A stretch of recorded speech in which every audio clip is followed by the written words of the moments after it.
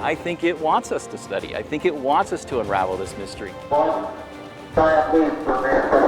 are looking for where are the origins of life coming from. And liftoff of OSIRIS-REx, its 7-year mission to boldly go lateral to the offset, asteroid 1.7 meters. Getting to space is hard, but coming back from space is even harder. Approximately 1 minute to release. The amount that we will learn from these samples is immeasurable. Touchdown. I repeat, SRC has touchdown. I cried like a baby in that helicopter. I mean, you're looking at 4.5 billion-year-old pristine carbon-rich material that may have led to the origin of life. It has ice crystals and it has carbon, and those are the building blocks to life. It's a whole new adventure. Fox 13 News presents OSIRIS-REx, Journey to Another World. The exploration of space will go ahead whether we join in it or not, and it is one of the greatest adventures of all time. Those words spoken by President John F. Kennedy when he boldly proposed for the first time mankind leave the bounds of our Earth and travel to the moon. As we speak, scientists here at NASA's Johnson Space Center in Houston are examining the fruits of another mission that has again captured a piece of the heavens. But this time, it may unravel the mystery of how we all came to be, a Herculean task that began nearly 2 decades ago with a dream. Let's just start with the inception of OSIRIS-REx, kind of how that started back in the early 2000s for you. Right, 2004, I was an assistant professor in the Lunar and Planetary Laboratory at the University of Arizona. And so I got this phone call from the director of the lab who said, you know, he's got a representative from Lockheed Martin in his office. They're talking about going after a NASA asteroid sample return mission, and he wants me to lead the science program. And I was like, wow, right? You don't get a phone call like that every day. This is Lauretta, principal investigator and the man at the helm of the OSIRIS-REx mission. But the mission almost didn't happen at all. This is a long shot, right? I mean, there's dozens of teams that go after these missions. Most of them end up in failure. Congressional funding dries up, you get canceled. Things blow up on the launch pad. It's like a huge risk, but I was like, how can you say no, right? But along with his mentor, Mike Drake at the University of Arizona, they decided to go for it. And it was terrible, and we got category 4, which is the worst ranking you can get. But we decided, you know what, there's something important here. So back to the drawing board. After a few more proposals and some success, an opportunity came up called New Frontiers. And we felt like this was ours to lose. We'd just gotten through a concept study. We'd gotten high marks on everything except cost, and cost was the thing that New Frontiers opened up. But the team was about to be dealt a blow no one saw coming. Right around that time, Mike got really sick, and he was having liver failure, he had a liver transplant, and so I started to step up into the leadership role. And then Mike would come back and I would be the deputy, and then Mike would get sick and I'd be the PI. So it was kind of this seesaw of emotions. I mean, this was my friend, my mentor. I admired this man enormously. I loved him. And we won in May of 2011. We finally got the news, yeah, you're gonna fly. And Mike passed away in September, and I had to step into the leadership role. On the heels of their loss, and in Mike's honor, it was time to get to work. But it needed a name. And I wrote down 4 words that I thought captured the essence of asteroid exploration. Origins, spectral, resource, and security. We got OSRS. If I just buy a couple vowels, I can get Osiris. So the name was changed to Origin, Spectral Interpretation, Resource Identification, and Security Regolith Explorer, or OSIRIS-REx. And then I went home that night and I was like, that sounds really cool. Next, they needed a target. So this is asteroid Bennu. This is the most dangerous rock in the solar system. It's got the highest probability of impacting the Earth of any object that we know of. The odds are low. It's 1 in 1,750 chance. I like to say you'd cross the street with those odds, right? It's about 500 meters in diameter, so about the size of the Empire State Building. The minerals, the chemicals that make up this asteroid, they formed over 4.5 billion years ago at the dawn of our solar system. We picked Bennu because of its carbon-rich composition, and we're particularly interested in understanding if objects like Bennu delivered the prebiotic seeds of life to our planet. The target was acquired, so it was time to build. You're building a spaceship. That's right. Unbelievable, right? It's right, yeah, and the kind of spaceship nobody had built before, right? So you start out, everything's on PowerPoint. Everything about this is sample return. anything on that spacecraft either reduces the risk of returning that sample to Earth or adds scientific value to that sample. The technicians are building the spacecraft to the design, but they don't know what it's supposed to do. So I would sit in the high bay at Lockheed Martin and I would tell them what all these things are on the spacecraft, what they're designed to do, and they just loved it. All of a sudden it gave them a lot more meaning and sense of purpose, and we got a great spacecraft out of that process. So my first day of work at Lockheed Martin was the day that we started building the spacecraft itself. So certainly there had been many years of effort prior to that of planning out the mission, but that's when ATLO began, and that's assembly, test, and launch operations. Technicians like Richard Witherspoon of Lockheed Martin.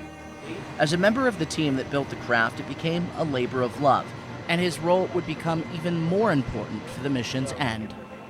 As the project grew, others from around the country got involved, like Utah State University's Space Dynamics Laboratory, who helped design the camera systems. It's been such a great experience to be a part of such an awesome team with NASA, University of Arizona. I mean, this is the first time we've ever collected a sample from an asteroid. With the help of many other universities and companies around the country and world, the craft was finished in 2016. We flew to Kennedy Space Center and landed at the shuttle landing facility right there, historic as you can get. I'm very excited about OSIRIS-REx. It's a great adventure to explore an unknown world. It's like the anticipation you have as a child for when Christmas is coming up. It's that, but like times 10. The OSIRIS spacecraft was then placed inside the mighty Atlas V. And that was another amazing piece of hardware.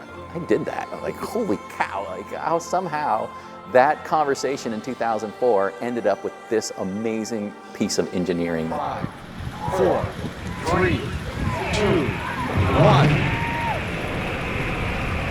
And liftoff of OSIRIS-REx, its 7-year mission to boldly go to the asteroid Bennu and back.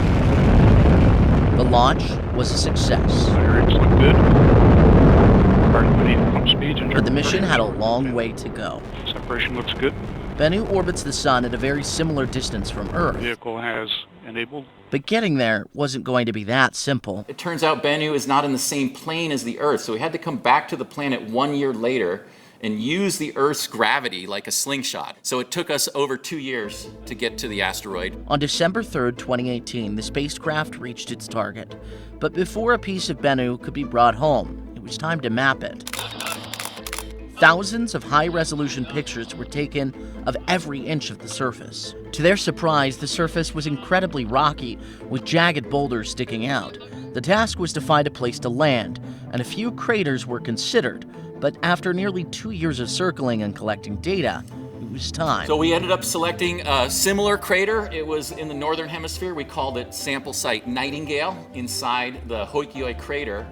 And you can see the scale. We're basically got a spacecraft the size of an SUV, and we're trying to park it in a couple of parking spaces 200 million miles away from Earth with an 18-minute one-way light time.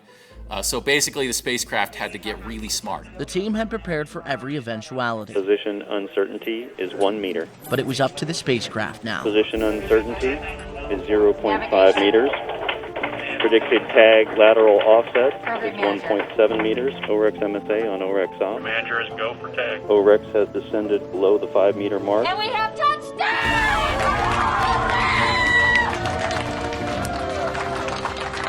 The tag had been a success. The spacecraft lifted back off, and it was time to come home. When we return, the sample is secure, but bringing it back to Earth will be no easy task. The plan to land it in the West Desert of Utah and the long-awaited return back to Earth.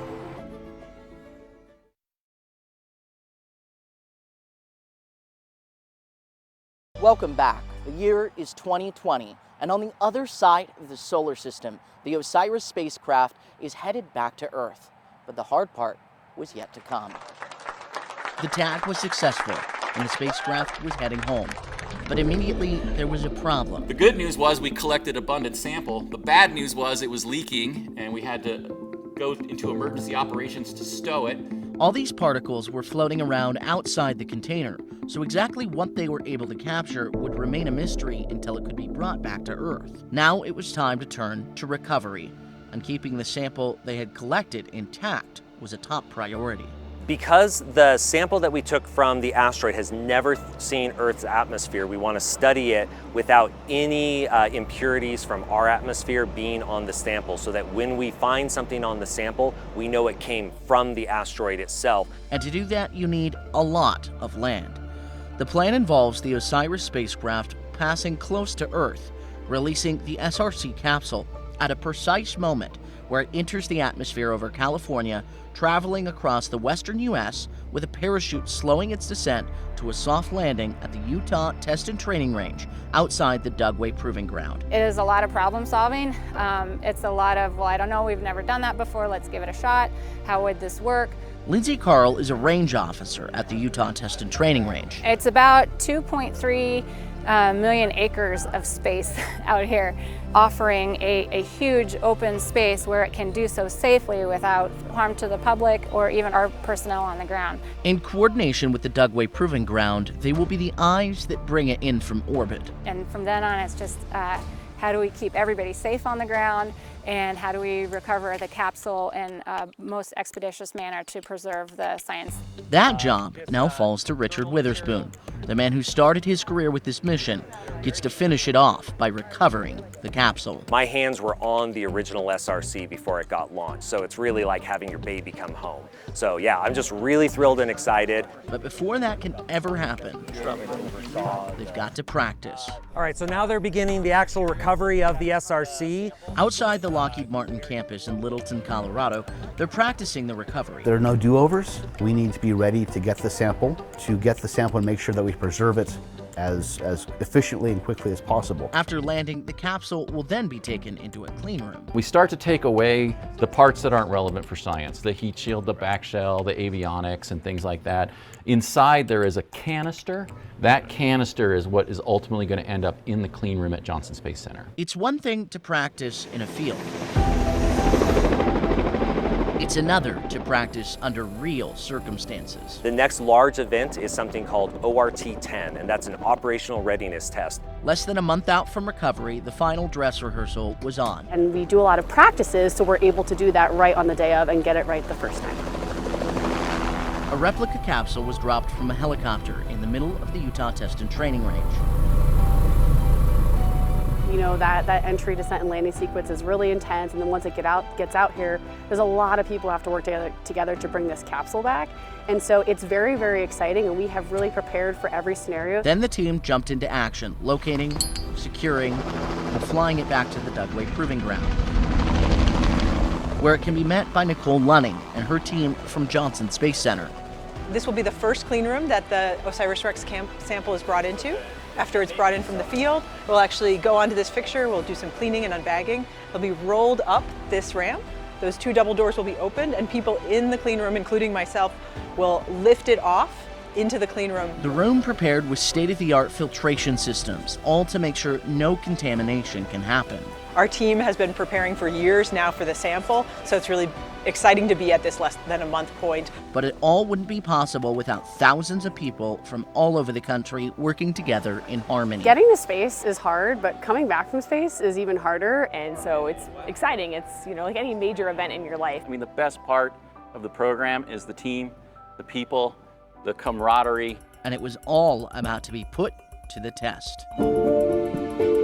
Approximately 1 minute to release. On the morning of September 24th, 2023, Flight Control Operations in Colorado gave the command to release the capsule, carrying all that precious cargo. Station system says confirmed, set 3.71011. On the ground in Utah, they were getting ready. We'll hit that landing area is about 250 square miles. It's the equivalent of throwing a dart across the length of a basketball court and hitting the bullseye. And for the man behind the dream, this was about to be the culmination of 2 decades of work. Things that we talked about a decade ago and longer, and it's like, okay, now today it's real. I hardly slept, tossed and turned, got up and graded student essays, actually, just to kind of get my mind out of things. SRC has entered the Earth's atmosphere. Entering the atmosphere at over 27,000 miles an hour. Ready or not, the sample was coming down. waiting for that main chute to come out, right? We were with bated breath. PDL milestone. We have confirmed parachute deployment.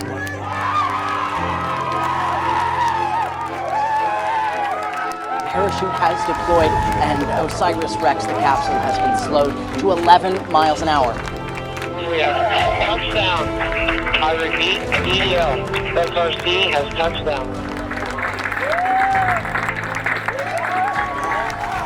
Touchdown of OSIRIS-REx. Billions of miles, 7 years, so many people coming together to make this work. It has landed in the Utah desert. An absolutely incredible milestone for space humanity and science. But perhaps more of an important milestone for Dante Lauretta. Yeah, I don't think I've really processed how much stress I've been carrying over the past, couple decades building up to this moment. I cried like a baby in that helicopter when I heard that the parachute had opened and we were coming in for a soft landing. What's even more incredible is the condition of the capsule. Heat shield down, back shell up, basically with a little sign that said, "Dante, please hug me." And it was she made it so easy for us. It was just an overwhelming moment for me. So everything had worked perfectly. But to make sure the sample came back uncontaminated, it was up to Richard and his team to keep it that way. 2 or 3 minutes out. They are coming up on the north end of the capsule was secured and picked up by a helicopter to be dropped next to the clean room.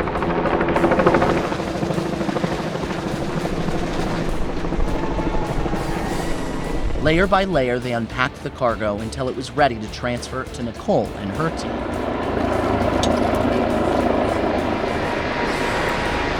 And like clockwork, everyone got to work exactly like they had trained 1,000 times before. It all worked exactly how it was supposed to. everything is on the flight program for OSIRIS-REx went smashingly, just smashingly well. And so enormous pride and gratitude and excitement on the next phase, sample analysis. Coming up, we have a piece of the heavens, but the big question on everyone's mind, what did we bring home? Next, the grand reveal, plus the plan to involve future generations.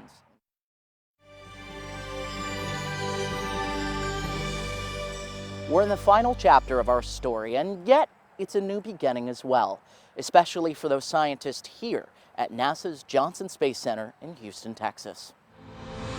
OSIRIS-REx. Current altitude is 14 miles. So 7 years. And liftoff of OSIRIS-REx.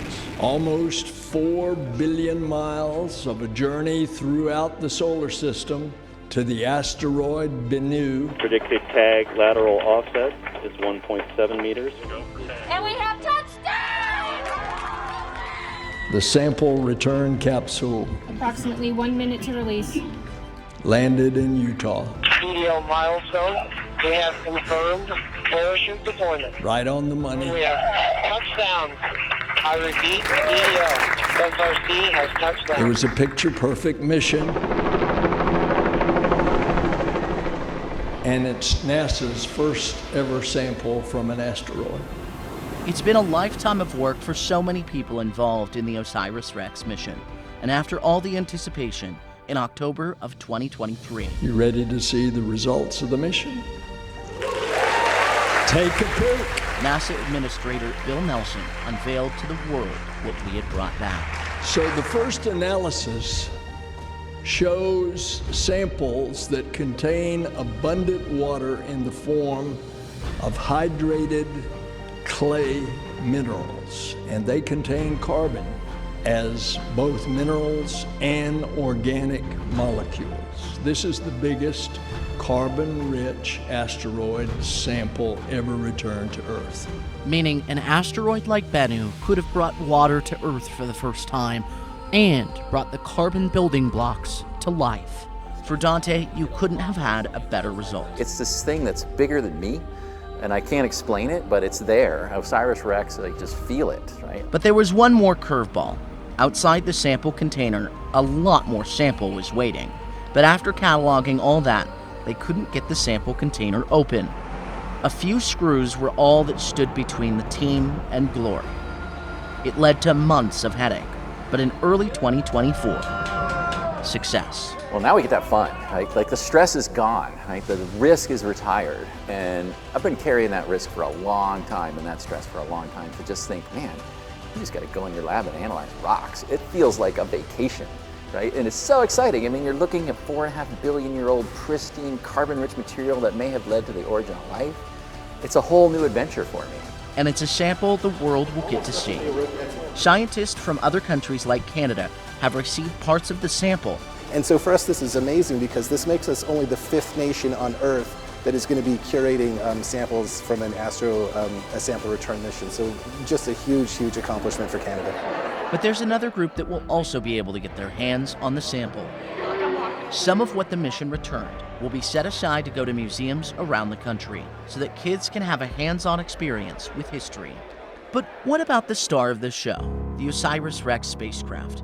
Well, there's a new adventure that's only just started. It's now called OSIRIS-APEX, and that's a mission to go explore the Apophis asteroid. The OSIRIS-APEX, or Apophis Explorer, will rendezvous with the asteroid Apophis as it makes a close approach to Earth in 2029, hoping to discover even more. But for now, the feat of imagination and engineering that came together to make the OSIRIS-REx mission possible has resulted in one of the greatest accomplishments of mankind and has come to a conclusion and unlocked the potential origins of our solar system and maybe even life itself. Can you look back and go, we did it? Yeah, it all comes down to a sense of purpose and belonging, right? Everybody wants that, I think, in the world. You want to belong to something, you want to feel like you have a role and you have meaning.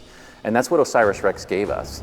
Thank you so much for joining us. And remember, next time you look up at the stars, make sure to take a moment and wonder of all of the possibilities among the final frontier.